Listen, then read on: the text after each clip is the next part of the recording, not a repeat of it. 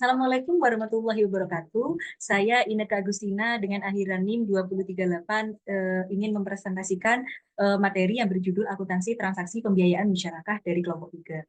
Untuk pembahasannya, yang pertama definisi dan penggunaan transaksi musyarakah, ketentuan syar'i, rukun transaksi musyarakah, pengawasan syariah transaksi musyarakah, alur transaksi musyarakah, teknis perhitungan dan penjurnalan transaksi musyarakah, penyajian transaksi musyarakah, pengungkapan transaksi musyarakah. Yang pertama terkait definisi dan penggunaan transaksi musyarakah.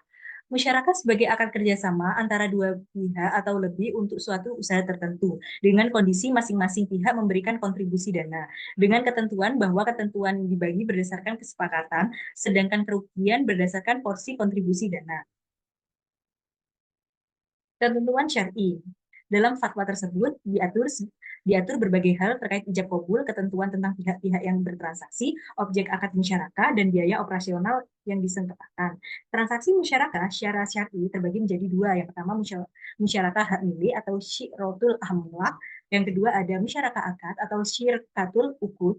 Berdasarkan perbedaan peran dan tanggung jawab para mitra yang terlibat, musyarakah akad dapat diklasifikasikan atas yang pertama ada musyarakah inan, yang kedua ada musyarakah abdan, yang ketiga musyarakah wujud, yang keempat ada musyarakah muwafadasi musyarakah.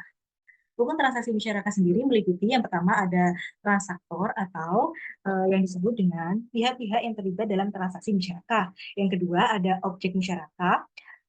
Objek musyarakah sendiri terbagi menjadi tiga. Yang pertama modal, yang kedua ada kerja, yang ketiga ada keuntungan kerugian. Modal berdasarkan fatwa tentang musyarakah disebutkan bahwa modal yang diberikan dapat berubah berupa kas atau aset non kas.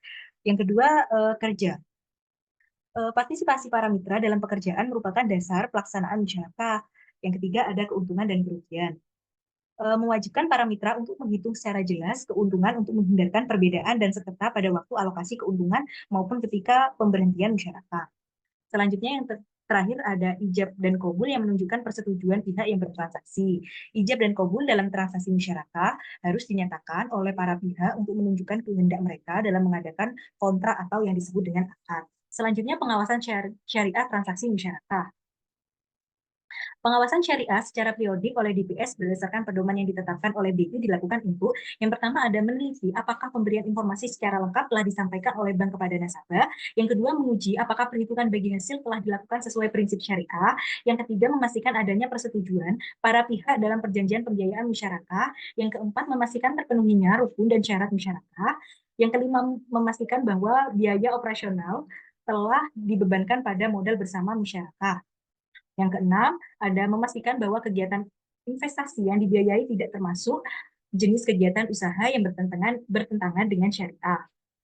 Selanjutnya kita berbicara mengenai alur transaksi musyarakah. Yang pertama, dimulai dari pengajuan permohonan pembiayaan musyarakah oleh nasabah dengan mengisi formulir permohonan pembiayaan. Yang kedua, bank dan nasabah mengkontribusikan modalnya masing-masing dan nasabah sebagai mitra aktif mulai mengelola usaha yang disepakati berdasarkan kesepakatan dan kemampuan terbaiknya. Yang ketiga, hasil usaha dievaluasi pada waktu tertentu berdasarkan kesepakatan. Yang keempat, bank dan nasabah menerima porsi bagi hasil masing-masing berdasarkan perhitungan metode yang telah disepakati. Yang kelima, bank menerima pengembalian modalnya dari nasabah jika nasabah telah mengembalikan semua modal milik bank usaha. Selanjutnya menjadi milik nasabah sepenuhnya. Teknis perhitungan dan penjurnalan transaksi musyarakah. Pada tanggal 2 Februari 20XA, Bu Nasibah mendatangani akad pembiayaan usaha penggilingan padi. Pemberi padi menggiling, selanjutnya menjual beras dengan Bank Murni Syariah BMS dengan skema musyarakah sebagai berikut. Nilai proyeknya senilai 80 juta, kontribusi bank 60 juta, pembayaran tahap pertama sebesar 35 juta dilakukan pada tanggal 12 Februari, pembayaran tahap kedua sebesar 25 juta dilakukan tanggal 2 Maret. Kontribusi Bu Nasibah 20 juta rupiah, nisbah bagi hasil Bu Nasibah 75% dan BMS 25%.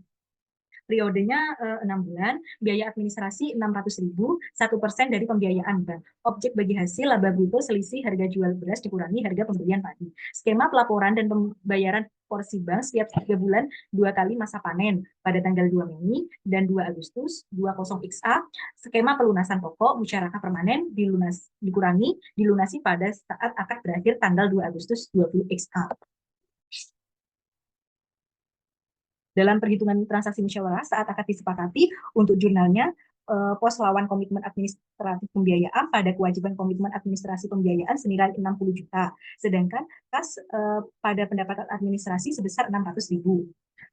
Saat penyerahan pembiayaan musyarakah oleh bank kepada nasabah untuk jurnalnya, yaitu pembiayaan musyarakah pada kas senilai 35 juta dan kewajiban komitmen administratif pada lawan komitmen administrasi pembiayaan senilai 35 juta rupiah.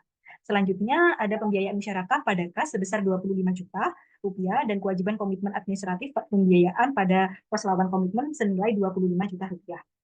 Saat penerimaan bagi hasil bank, dicatat masa periode panen 1 jumlah laba brutonya sebesar 14 juta rupiah, porsi bank 25% sebesar 3.500.000, tanggal pembayaran bagi hasil yaitu 2 Mei. Yang kedua, masa panen 2 jumlah laba bruto senilai 16 juta rupiah, porsi bank 25% senilai 4 juta, tanggal pembayaran bagi hasil yaitu pada tanggal 12 Agustus.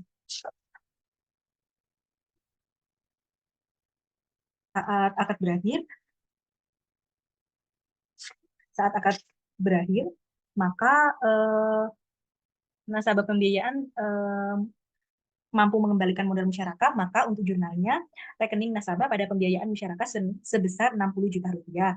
Yang selanjutnya, apabila nasabah pembiayaan tidak mampu mengembalikan modal musyarakah bank, maka jurnalnya yang yaitu piutang pembiayaan musyarakah pada pembiayaan musyarakah senilai 60 juta rupiah.